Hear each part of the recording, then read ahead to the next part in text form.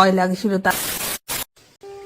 Hello everyone, good morning. এখন তো বাজে বেলা 12টার মতো, আর সকাল থেকে তো শুধু বৃষ্টি হচ্ছে, একবার করে বৃষ্টি হচ্ছে, একবার করে রোদ হচ্ছে। বুঝতেই তো পারা যাচ্ছে না যে কোন টাইমে কোনটা আসছে। একবার করে এত প্রচন্ড কাঠফাটা রোদ দিচ্ছে, সেই টাইমে মনে হচ্ছে যেন মানে বৃষ্টির তো কোনো সম্ভাবনাই নেই। হঠাৎ করে কিন্তু হঠাৎ আবার সূর্য ডুবে যাচ্ছে, যার একদম বৃষ্টি পুরো ঝমঝমিয়ে পুরো মানে রাস্তাঘাট অবস্থা একদম জাস্ট খারাপ। তোমাদের ওখানে বৃষ্টি হচ্ছে কিনা অবশ্যই কিন্তু কমেন্ট করে জানাবে।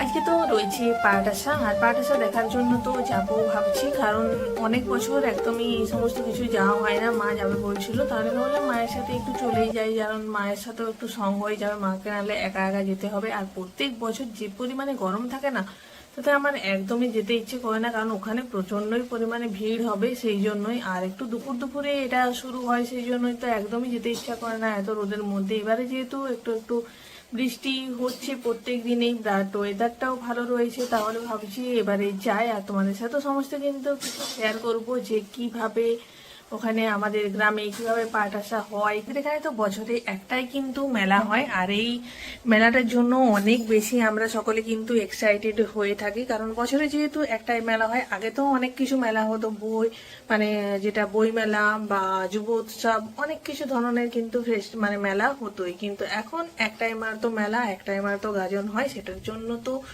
বছরে সব দিন একদম জাস্ট ওয়েট করে থাকি কখন এই জ্যৈষ্ঠী মাস আসবে আর কখন এই গাজন হবে। সকালেই আমার কাছে তো চলে এসেছিল একটা পার্সেল, আর পার্সেলটি আমি পারচেস করেছিলাম পার্পেল থেকে। আর এটা আমার ফার্স্ট কিন্তু পারচেস ছিল। আর পার্সেলটিতে কি কি এসছে চলো তোমাদের সাথে একবার শেয়ার করি। এই যে এখানে পার্সেল তো আমি ওপেনিং করে নিয়েছি, আর আমি তো সমস্ত প্রোডাক্টগুলোকে কেটে ছিঁড়ে একদম দেখেও নিয়েছি, সময়মেই অর্ডার করেছি। আর পার্পেল থেকে আমার ফার্স্ট টাইম অর্ডার করা, দেন এই প্রোডাক্টগুলোও কিন্তু আমি ফার্স্ট টাইমে অর্ডার করেছি। বা অ্যাপস গুডনেসের এখনও অবধি আমি কোনো প্রোডাক্ট কিন্তু ইউজ করিনি। আর এই যে এতগুলো প্রোডাক্ট একসাথে অর্ডার করেছিলাম, প্যাকেজিংটা দেখেছো পুরো একদম মোড়াছোড়া এসেছিলো। ভেবেছিলাম ভিতরে হয়তো জিনিসগুলো নষ্ট হয়ে গেছে বা খারাপ হয়ে গেছে, কিন্তু একদমই না। এখানে দেখো একটা উপটান যেটা রয়েছে, এটা হেয়ার আর স্কিনের জন্য রয়েছে অ্যাপস গুডনেসের। এখানে নিয়েছি একটা ট্রেসমির যেটা ক্যারাটিন স্মুথ রয়েছে, এটা হচ্ছে সিরাম রয়েছে, হেয়ার সিরাম। আর এখানে নিয়েছি বায়োটিকের হানি জেল যে ফেস ওয়াশ। দেন এখানে নিয়েছি ট্রেসমির ক্যারাটিন স্মুথেই হচ্ছে কন্ডিশনার। আর এখানে নিয়েছি গুড ভাইবসের একটা টোনার রয়েছে। আর রয়েছে এখানে অ্যাপস গুডনেসের আমলা রিঠা শিখাগায়, যেটা হেয়ারের জন্য অনেক বেশি ভালো। আমি তো অনেক বেশি রিভিউ দেখেছি বা অনেক ভালোও শুনেছি এই সমস্ত জিনিসগুলো, বাট এগুলো সমস্তই কিন্তু প্যারাবেন ফ্রি রয়েছে, তাই ফার্স্ট টাইম আমি ইউজ করব। তোমাদের সাথেও তো অবশ্যই এগুলোকে শেয়ার করব। আর দেখো প্যাকেজিং তো অনেকটাই কিন্তু ভালোভাবে পাঠিয়েছে, উপরটা যতটাই পরিমাণে খারাপ হয়েছে ভিতরে কিন্তু প্যাকেজিং খুব বেশি ভালো। আর এগুলোই তো এখন পারচেস করেছি। চলো এরপর তাহলে স্নান টান করে নিই, আর তোমার সাথে তারপরে দেখা হচ্ছে। এখন তো মেঘের কোনো ভরসা নেই, মাঝে মাঝে এত বৃষ্টি হচ্ছে, দেখো ঝমঝমিয়ে তো বৃষ্টি নেমে গেছে, বাইরে তো পুরো অন্ধকারও করে এসেছে। তবে এক্ষুনি বৃষ্টি হচ্ছে, এক্ষুনি আবার মেঘটা তো পরিষ্কার হয়ে যাবে। তবে পাট আসার সময় যদি বৃষ্টি আসে তাহলে তো একদমই দেখতে যেতে পারবো না। তবে বিকেলের টাইমে মেঘটা তো পুরো পরিষ্কার করে দিয়েছে। বৃষ্টির জন্য তো অনেকটাই লেট হয়ে গেছে। হাতের সামনে যে ড্রেস পেয়েছি সেটাই পরে রেডি হয়ে তো বেরিয়ে গেছি। মেন রোড দিয়ে যেতে গেলে তো অনেকটাই টাইম লেগে যাবে, তাই মাঠের রাস্তা দিয়ে শর্টকাটে পৌঁছে যাচ্ছি পাট আসা দেখার জন্য। বাজারের খুব কাছেও পৌঁছে যেয়ে দেখি কিছু মানুষজন পাট আসা দেখার জন্য যাচ্ছে, আবার কিছু মানুষজন ওই সাইড থেকে ফিরে আসছে। প্রথমে তো বুঝতেই পারছিলাম না যে পাট আসা কি কমপ্লিট হয়ে গেছে, সেই জন্যই কি সকলে বাড়ি চলে আসছে। তবে একদমই মন্দিরের সামনে পৌঁছতেই দেখতে পেলাম অনেক মানুষের এখনো ভিড় রয়েছে, পাট আসা এখনো শুরু হয়নি। তবে যদি পাট আসা কমপ্লিট হয়ে যেত এত মানুষ তো এখানে থাকতোই না, কিন্তু দাঁড়িয়ে ওয়েট করতে হবে।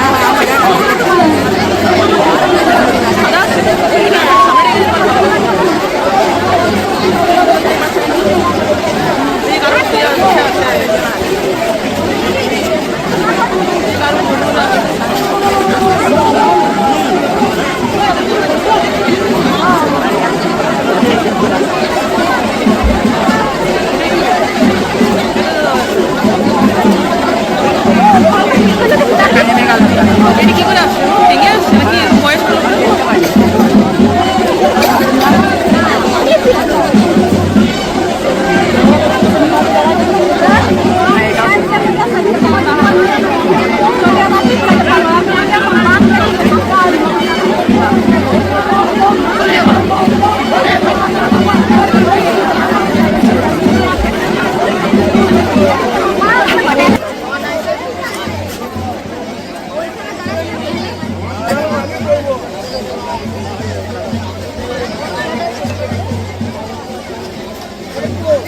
হয়ে গেল, এই হয়ে গেল। হ্যাঁ এগুলো এটা সব চলো, আদায় 1200 মতো ভুগতে হয়েছে। পাট আসাও কমপ্লিট হয়ে গেছে। এখনো এখানে কত মানুষের ভিড় রয়েছে দেখো। আর এখানেই রয়েছে আমাদের পুরনো শিব মন্দির, মানে উমাকান্ত নাথের মন্দির, যেখানে আমি সব টাইমেই আসি পুজো দেওয়ার জন্য। তোমরা হয়তো আমার ভিডিওতে অনেকবারই দেখেছো আমি এই মন্দিরে আসি পুজো দেওয়ার জন্য। মন্দিরের এত কাছে এসেও বাবার দর্শন না করে তো ফিরবো না, সেই জন্যই মন্দিরের সামনের দিকেই যাচ্ছিলাম। তবে এত মানুষজনের ভিড় রয়েছে, এই মানুষজন কাটিয়ে তো কোনোভাবেই মন্দিরের সামনে পৌঁছতে পারলাম না, তাই সেখান থেকে প্রণাম করে ফিরছি। আজ থেকেই তো মেলার আরম্ভ।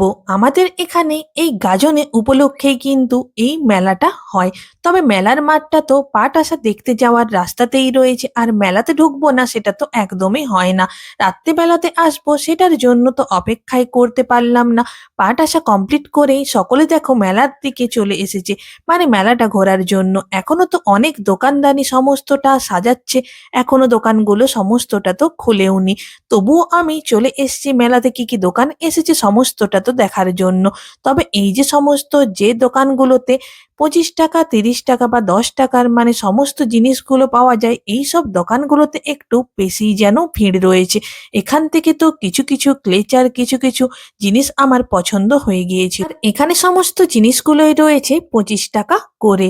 এরপর চলে এলাম একটা ব্যাগের দোকানে, এখানে কিছু ব্যাগের কালেকশন দেখে নিচ্ছিলাম। এখনো তো এই কাকু ব্যাগের সমস্ত কালেকশন গুলো গুছিয়েই উঠতে পারেনি। শুধুমাত্র ব্যাগের কালেকশন নয়, তাছাড়াও এখানে ছিল অনেক খেলনা আর টেডি বিয়ারের কালেকশনও। সেখান থেকে মায়ের একটা ব্যাগ তো পছন্দ হয়ে গিয়েছিল, সেটাই তো নিয়ে নিলাম। এরপর দেখছি হঠাৎ করে সমস্ত দোকানগুলোকে বন্ধ করে দিচ্ছে। যে টাইমে দোকান খোলার কথা সমস্ত দোকানগুলোর ঝাঁপ কিন্তু নামিয়ে দিচ্ছে। পেছন দিকে দেখি প্রচন্ড পরিমাণে মেঘটার অবস্থা তো খারাপ। মেলার মধ্যে ঘুরতে ঘুরতে মেঘের দিকে তো তাকানোর সময়ই হয়নি। হঠাৎই যত লোকজন ছিল মেলার মধ্যে সকলেই তো মেলা থেকে বেরিয়ে যাচ্ছে। মেঘটা যে শুধু ধরে রয়েছে সেটা কিন্তু নয়, পুরো অন্ধকার করে এসেছে। হঠাৎ করে বেলা থেকে পুরো রাতের মতন হয়ে গেল। এরপর তো ঝড় উঠবে।